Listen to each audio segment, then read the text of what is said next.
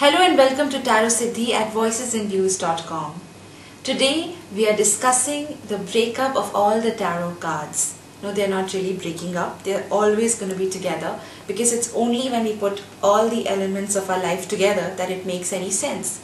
But we will go ahead and start understanding each and every element of tarot. Now I have already made these 9 stacks that you can see. So let me begin with the major arcana. Arcana means section or a group. Actually, arcanum is the word from which arcana comes out. It also meant a secret or something that's hidden, but it's really nothing like that. It's just one chunk which is of the major cards. These are 22 cards numbered from 0 to 21, and all these cards stand for major changes in our lives when they come in a reading. So they are very, very important. In fact, you can go ahead and do a reading with just these 22 cards for some big decisions in your life. You don't need to use the rest of the cards. You can just do a few spreads with these cards just by themselves and it'll be complete. It'll be alright. So it begins with the Fool, the journey of the Fool. This is very important. This is the first card of tarot. This is the most important card because it says that the journey of the human being has begun. And then once this journey starts, a lot of things happen on this journey. Like card number 1 is the Magician, and then card number 2 is the High Priestess, and then the Empress, the Emperor, the Hierophant, the Lovers. You must have seen all these images. The Chariot, the Strength card, which is a very good meditation card. We'll come to that later. The Hermit, and very, very famous, the Wheel of Fortune card, which talks about luck. And then we keep going ahead, and the most dreaded card, Death, which doesn't mean death. Temperance, which means, cool, calm, easygoing things in life, and very, very beautiful card for meditation again. And we keep going ahead. Finally, the journey of the tarot cards ends in the card which is called the World. Everything is balanced, and I will explain you all the elements of these cards as we go along in our future episodes. And these 22 cards are very, very, very strong influences. We have to really study the meanings of these cards at depth, because when they come in a reading, you have to give them a little bit more value than any other cards. Now, tarot is also divided in 4 different spreads, 4 different suits. Number 1 being the swords, and I'm just going to tell you that they are numbered from ace to 10, 1 to 10. 1, 2, 3, 4, 5, 6, 7, 8, 9, 10, and all these cards have different images on them, and they all belong to one group, which is the swords. And this is the first card of swords, which is 1 of swords or ace of swords, and this ace card is the most powerful card in this group of swords. So when you have the ace card coming, it's a new beginning, and that's why it's the powerful card. And another powerful card would be the 10 of swords, which is the intensity that begins here, the journey that begins here culminates in the 10th card. Then we have Ace of Wands. This is another suit. Wands, in some tarot spreads, I'll show you later, instead of the leaves coming out of the staff, we have fire coming out. So that also represents all the fire signs in astrology. This group represents a journey. It also represents passion. So it also stands for career. And when this card comes for career readings or something like that, it will be, very, very valuable. The message will be very, very valuable.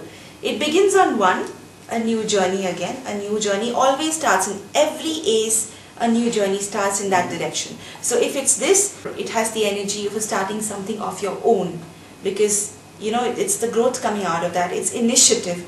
It's when you take things in your own hands and start steering towards them. It's passion. It's a little bit of creativity also, you can say, because when you start something of your own, you put all of yourself into it. But it's basically about passion and different journeys that you take. The final card has the highest intensity of this entire spread. Now we go forward to coins or pentacles. This group stands for material things, all things physical, all things you can touch, feel, all tangible objects, mostly money, because it looks like coins. It's also called coins, rainbows, and pentacles. So this is the ace, and this is the first card of this entire suit, and this happens to be the last card. Obviously, when you begin collecting money, you have a big, piggy bank, and you have loads of money in your bank maybe, and that's total abundance in the 10th card. So we begin here and we end at the 10th card. And now we come to the last and really most loving suit of tarot, which is cups. It's all emotions. These cups hold for water and hold water. So probably you can see lots of water in all these cards. And this also stands for water signs. So in astrology. So we begin at 1. And it's all emotional spread, so it's all about emotions and love and feelings. Eventually, the 10 of Cups, which is highest joy in any relationship that you can imagine. So when this card comes in a relationship spread, it's lots of happiness. So that's how we divide all the 4 suits of tarot: Swords, Wands, Pentacles and Cups.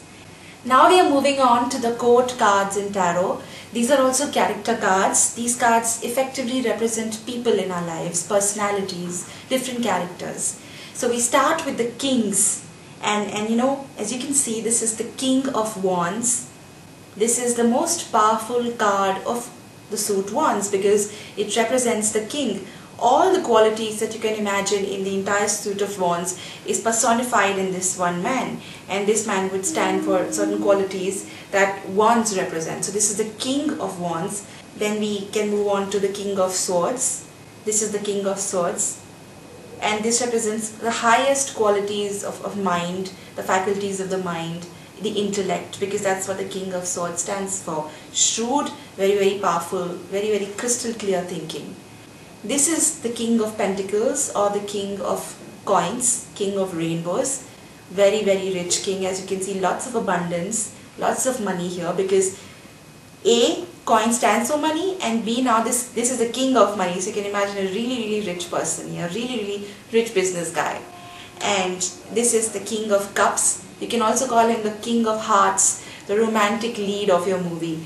Very loving character, very balanced king. There have been certain kings in the past in our country, who've been very loving towards the people that they've ruled, and they've been loved by the entire nation. This is that kind of king. This is the kind of king we are talking about. This is also the kind of man any woman would want in her life. Very loving, yet very stable. So these are the qualities represented by these kings. Moving on to the queens. This is the Queen of Swords. Very powerful lady again, but this represents the feminine aspect of the suit. And this is the Queen of Wands. I'll explain you the meanings of each card later at length.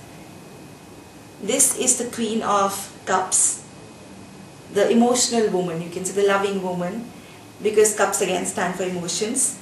And this is the Queen of Pentacles, the rich lady, because again she's the wife of the King of Pentacles. So so much money, so much abundance here. So these cards will represent people and their qualities. Coming on to knights. Now also I must tell you that king is an older guy, queen is also an older woman. The knights would be a little younger character. The knight is young, he might not be older than in his 30s, maybe maximum age 30. So these cards represent people who are not really children but not very old either. Very young people but grown-up individuals. This is a 30-year-old guy, Knight of Wands. And this is the Knight of Swords, rushing somewhere, very quick movement, lots of energy in this card. Then we have the King of Pentacles, not moving at all, just sitting in one position. There will be a lot of meanings coming out of this card. And then we have the Knight of Cups, moving very gently, very lovingly, representing its suit, which is the Cups. And now we have the youngest characters which are represented by the tarot, the Page. This could also represent a baby or a child, a younger family member, or even a sister. In fact, if Knight is the brother, Page could be the sister. So this is the Page of Swords, a younger face you will see, a younger body. And the Page of Pentacles. The qualities of the suits will remain in these cards also, but in a very adolescent stage, you can say, not really very refined, not grown up.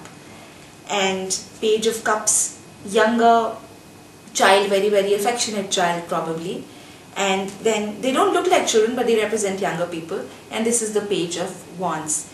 These cards also mean good news coming in the direction of, say, business, because entrepreneurship in business and passion is represented by Wands.